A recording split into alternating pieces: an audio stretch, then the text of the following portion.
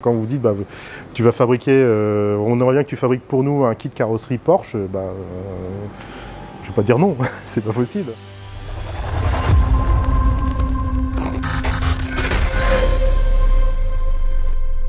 J'ai trouvé la voiture sur une petite annonce, un particulier qui vendait l'auto qui était resté dans un garage pendant pas mal d'années.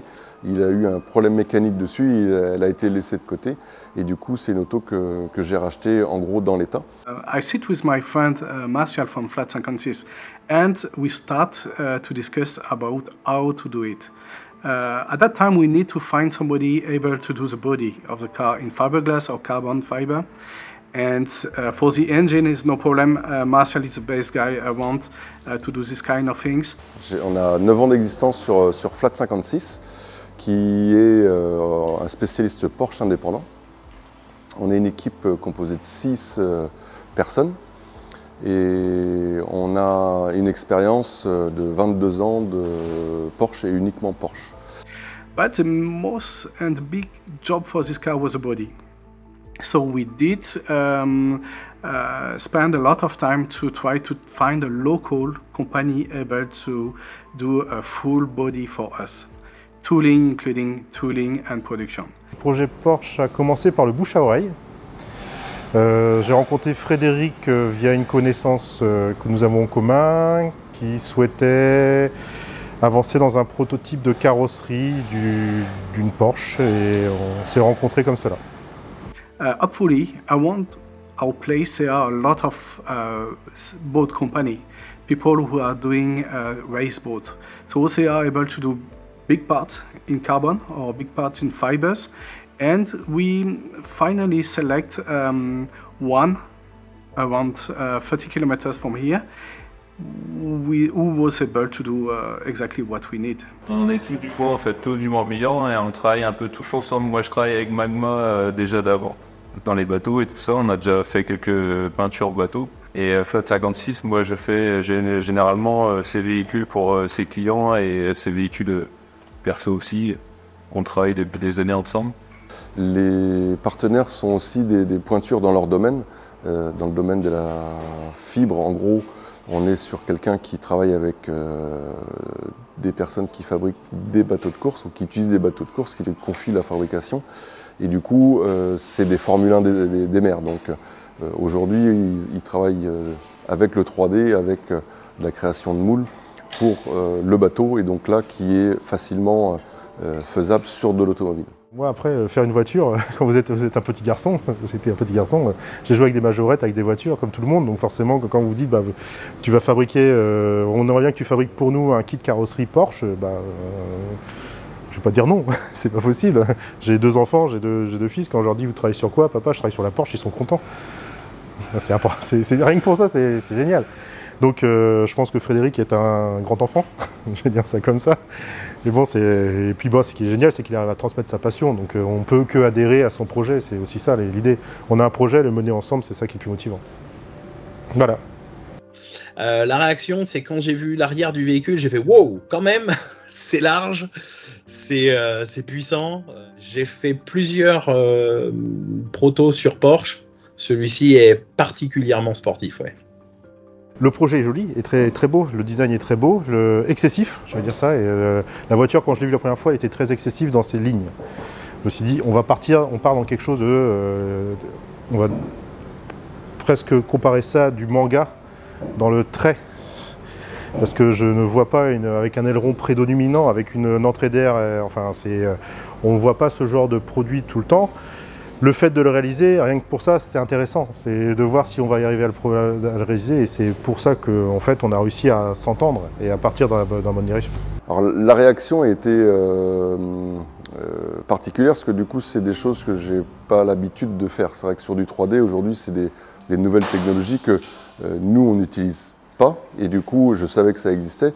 Mais ce qui est sympa, c'est de voir du coup naître les formes de la voiture et le projet d'une base et l'avoir évolué du coup dans l'espace, ce qui est pas forcément habituel dans l'automobile, parce que nous on est sur une étape très longue que là, en quelques secondes, quelques minutes, on peut déjà avoir une idée de la voiture finie. Non, pas de doute. Pas de doute, quand on m'a dit Flat56 c'est dans la boucle, c'est Olivier qui fabrique, derrière il y a une marque de jouets qui m'a fait grandir aussi dans la connaissance automobile. Je me suis dit c'est une super idée, et donc ma visite chez Flat56 l'hiver dernier, c'est vraiment rassurant. On a affaire à des gens qui savent faire, et donc j'ai eu aucun doute. On ne s'est pas posé la question de la réalisation du projet en lui-même, si c'était réaliste ou non. On va plutôt dire qu'on avait une pièce à fabriquer, et c'est à nous, en réfléchissant, de trouver la meilleure méthode pour la fabriquer, la plus intelligente possible dans le temps imparti. Il y a toujours des solutions pour tout. Après, vous mettez une contrainte de temps, forcément, c'est plus compliqué. Donc là, c'est en fait l'idée de... Et c'est l'ADN de Magma. L'ADN de Magma, c'est de trouver des solutions intelligentes rapidement, et c'est pour ça qu'on demande aux gens de réfléchir. Donc quand j'ai vu la pièce arriver, je me suis dit, la voiture arriver, je me suis dit, comment on va faire pour répondre aux besoins, en fait. On va dire ça comme ça, et en plus en s'éclatant, parce que le but aussi dans un premier temps, on est dans le prototype, nous, parce qu'on aime bien ne pas faire deux fois la même chose. Donc c'est pour ça que ce projet nous a vraiment intéressés. La réalisation de la pièce en elle-même, je pense que quand j'ai commencé à voir les premières pièces arriver du design, je ne me suis pas rendu compte à quel point il fallait faire de moule pour sortir la pièce. Mais bon, c'est arrivé avec le dessin. Maintenant, rien n'est impossible. Comme on dit, impossible n'est pas français. Donc on est bien français, donc on va réussir à faire la pièce. Frédérick nous a expliqué plus précisément le niveau de finition qu'il fallait, et puis on a co-développé au fur et à mesure que je modélisais. On voyait les problématiques arriver sur le feu arrière, sur comment on allait intégrer l'aile sur le côté, est-ce qu'on créait un nouvel outillage complet, est-ce qu'on faisait une adaptation, et tout ça en fait on discute comment ça va être fait dans l'atelier pour savoir comment on va le faire en 3D.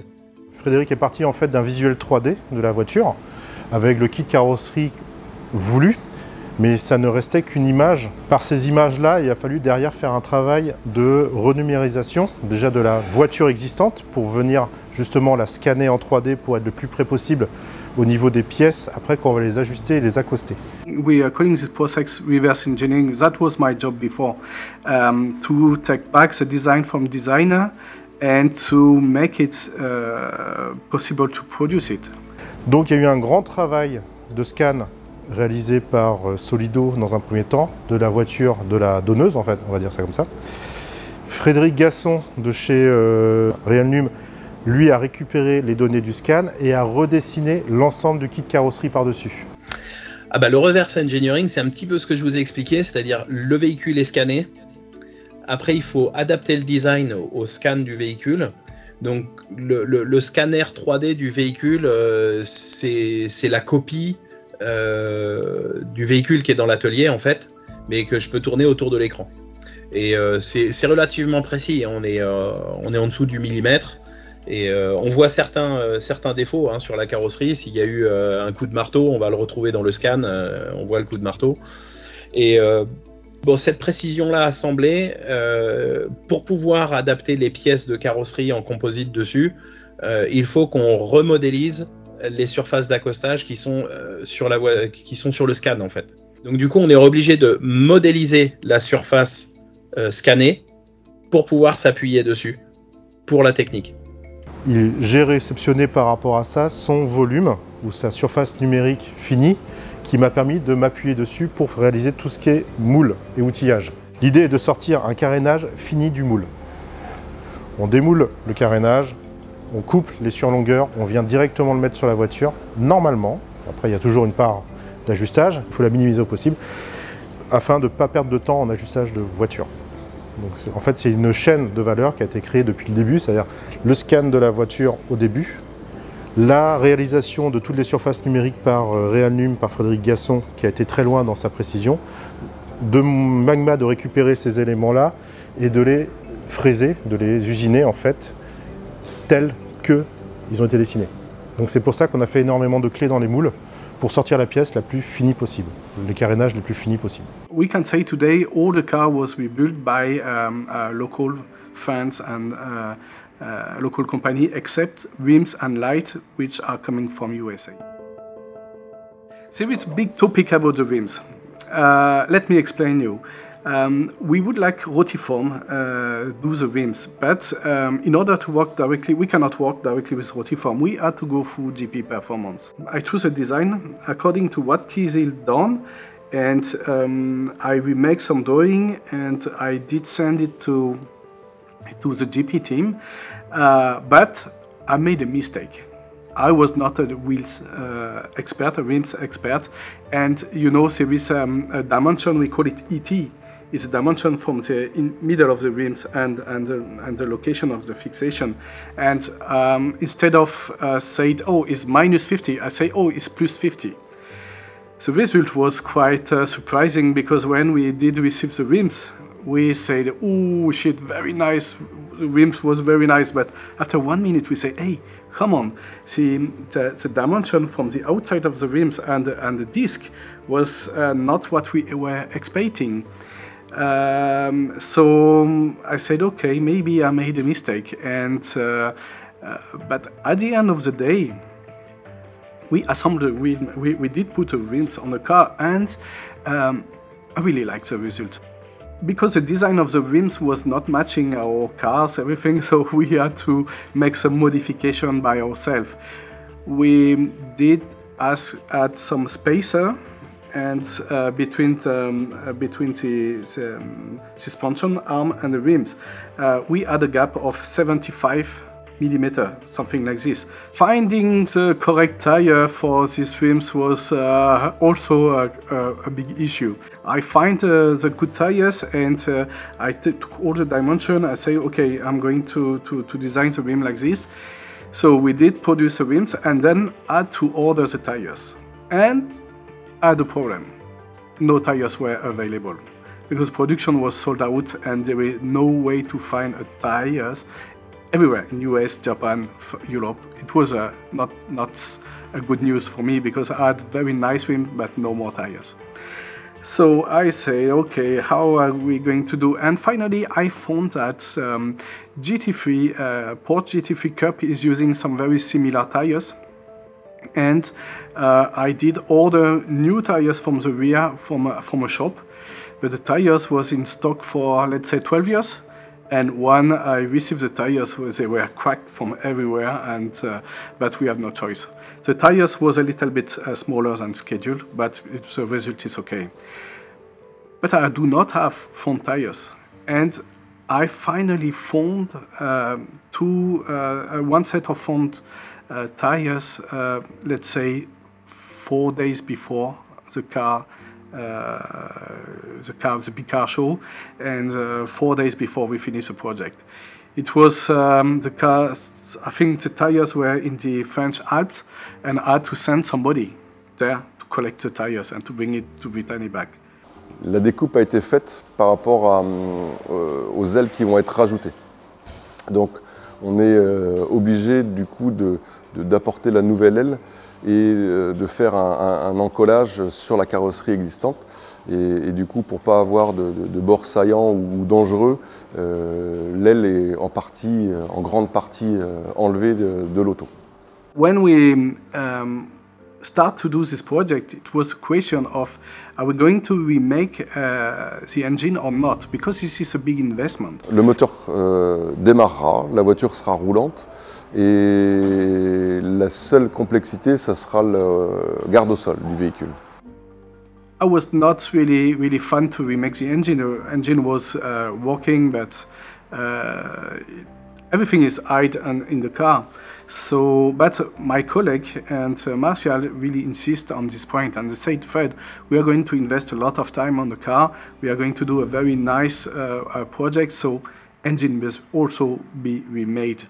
So we did open the engine and remade it as a new one.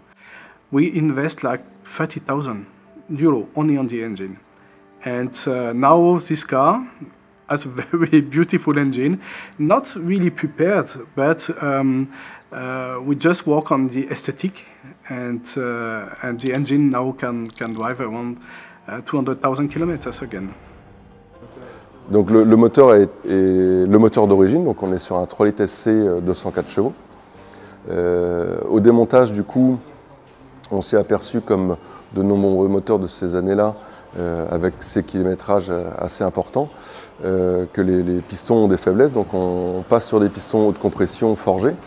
Et à ça, on a sécurisé aussi ce qu'on appelle les tirants de culasse. Et on apporte aussi dans la boîte à air un clapet de sécurité pour éviter les dommages causés dus à des retours éventuels dans l'admission. The car at the beginning was a normal exhaust, and then I asked Khyzyl whether we can add 2 big turbo at the rear. So okay, why not? And we put this turbo, but when we had to do it in real, we were thinking, okay, what are we going to use as turbo? And my friend Martial said, hey, come on, let me check. And he went in his warehouse and found 2 930 turbos he has in stock. The way we assemble the turbo on the real car is not the correct way, and we have still need to work on it. But sooner or later, this car will be a 930 twin turbo with 930 turbos. Sur le démontage, du coup, sur la voiture, il y a eu au démontage forcément des surprises comme il peut y avoir sur des voitures des années 80, mais sans gravité notoire. Donc la structure de la caisse est en scène. Le projet voilà, était viable en gros dès le début, quoi. To build the car body parts, we use a prototyping technique. So we have developed some wood tooling according to the car design. So we mill directly in the wood the shape of the car, and we did all the carbon process and the fiberglass process directly on the wood.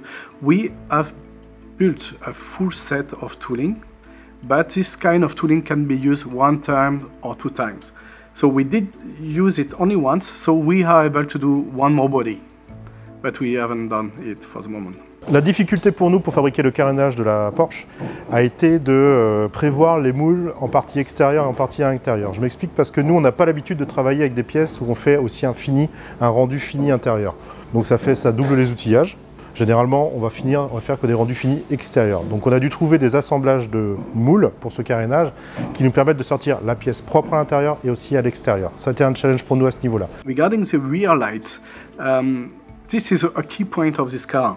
And is what people really appreciate on our project it was the rear light.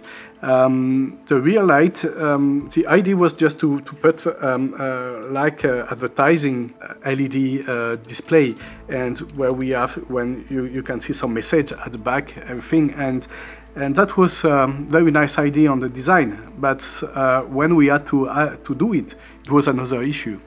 Hopefully we had 1 guy in our company able to do it, and we were very surprised.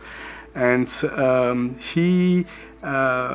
Morgan done it by himself, and he buy all the stuff on internet, and we use existing part, we modify all the existing part, we did the electronic, and the result was quite impressive. At the end of the day, everybody said, "Oh, guys, oh, you did this." Okay, so we were lucky to have the right guys to do it in-house. So all the rear light was made in-house. We were not able to do the rear side windows as designed by Khyzyl. This kind of design needs us to build a tooling. Build a tooling for this cost around 30,000 €. And for 1 car, it was a nonsense to do something like this. So we use a normal window. Parce que c'est un exercice de style, on ne cherche pas une performance technique, on cherche un exercice de style. Peut-être ça va découler sur des performances techniques après, mais dans un premier temps, c'est un exercice de style par rapport au kit carrosserie. Quand je le disais précédemment, j'ai déjà réalisé des parties de carrosserie pour des LMP2, LMP3. Là, on cherchait une réelle performance technique, avec une question de poids, avec une question d'échantillonnage à respecter. Donc on avait un plan de drapage qu'il fallait respecter. On n'était pas dans une précision de carrosserie telle que celle-ci, à l'époque. C'était complètement différent. Là, le projet quand il est arrivé, on s'est dit, hop, ok, comment est-ce qu'on va faire? Et en fait, ce qui nous plaît, ce qui motive chez Magma, c'est de savoir comment est-ce qu'on va fabriquer les choses. Les gens qui sont autour de nous, autour de moi, Thomas qui est derrière moi, il est rentré dans le domaine du composite de prototype. Tu me coupes bien sûr Thomas si je me trompe. Pour une non-redondance de pièces. C'est-à-dire qu'on fabrique un bateau, demain on va fabriquer autre chose, demain on va fabriquer une troisième pièce qui va rien à voir. Ça veut dire que quand on va rentrer chez nous le soir, on va se dire je ne vais pas faire demain la même chose. Et ça, c'est un luxe actuellement pour moi, dans notre domaine. C'est-à-dire qu'on fait fonctionner la tête. Et ça, c'est important. C'est très important. C'est à cheval entre l'art et le marketing parce que ça reste quand même des véhicules qui nous transportent, qui nous déplacent, qui correspondent à une fonction, alors que l'art n'est pas censé apporter une fonction, si ce n'est juste d'être là et exister. Mais créer les émotions, ouais, c'est pour le marketing, c'est déclencher l'acte d'achat, de trouver qu'une forme est belle, j'ai envie de rouler dans ce véhicule parce qu'il me correspond émotionnellement. En fait, il y a beaucoup de choses qui se passent. Et nous, en fait, en termes de modelage numérique, on doit essayer de coller à ce que la direction artistique demande au designer et ce que le designer demande au modeleur. Il faut qu'on arrive à travailler tous ensemble en faisant des choses faisables. The first design I received from Khyzyl, the car livery was white, totally white, and black rims, and I really love it. And then in the second modification, Khyzyl sent me a few color variations in orange, green, blue and white. So we decided, after a few discussions, we decided to do the car in orange. But we said, okay, why not on the model car to do all the color from the beginning? And we were really hesitating between the orange and the green color. And so when I saw the model car in green, I said, whoa, it should also be very cool to do this in real car in this green color. En fait, on demande par rapport au projet d'optimiser chacun sa part de projet, sachant que le temps est très serré, et de ne pas se dire les autres vont faire cette partie-là, moi je fais mon strict minimum. Il faut vraiment aller au fond des choses pour donner le moins de boulot aux autres personnes si on veut que ça réussisse. Donc ouais, c'est un peu court, le temps de finir la prépa, qu'elle sèche et qu'on puisse la peindre. If I was sure that we are going on time for this project, we had no choice. Anyway, we really had no choice because we did announce to anybody that the car is going to be released at the big car show. Là, on est sur une quinzaine de jours d'usinage et après en fabrication, chaque carénage va nécessiter. Ce qui est paradoxal, on ne va pas avoir beaucoup de temps de fabrication, sachant qu'on a poussé énormément la précision, la préparation et sur les outillages. La pièce en elle-même, je schématise, mais un pare-choc, ça va être 2 jours de travail, par exemple. Mais il y aura eu 2 semaines de préparation avant. Voilà, c'est assez ingrat. Un petit peu d'appréhension, ouais, qu'elle soit terminée en temps et en heure. So, no, we never think we will not do it. We always keep in mind that it's going to be possible, we will do it. La fierté de faire un projet comme ça, c'est de faire un produit breton. Un produit breton avec une équipe sympa et de faire quelque chose, de montrer notre savoir-faire sur un meeting fait au Mans. Voilà, ça n'a pas de valeur entre guillemets, quoi. From the beginning, we are talking about the big car show. We developed the Khyzyl project for the big car show. What is big car show? That was a way for us to show to everybody that we are not doing only model cars. We show to our colleagues from the car industry that we are able to do a real car with Khyzyl, but also we are a part of the automotive industry. So we decide to rent the Le Mans circuit, one of the most famous circuits in the world. We rented for 3 days and we said, okay, stop talking about small car, let's talk about big car. So it's why we call it Big Car Show. Every day, people say, oh, you are doing small cars, small cars, small cars. That was a time for us to talk about big car.